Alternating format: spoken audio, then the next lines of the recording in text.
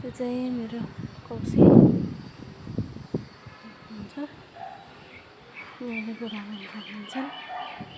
रामले जुन कलरको भने पनि छ, पहेँलो, पर्पल, सेतो चाहिँ यति फुलेको छ कि कति मजाले फुलेको छ। दुईटा फुट्छ अन्त लाइट अलिकति कम देखिरहेको छ होइन, पुरा फुलेको छ है गाइस। यो चाहिँ मेरो कौसी।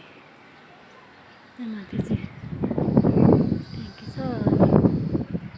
सागबारी पनि छ त्यहाँ माथि चाहिँ।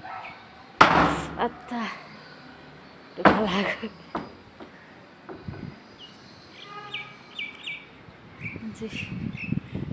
यो घर चाहिँ काठमाडौँ हो, त्यही पनि मकैको जुत्ता।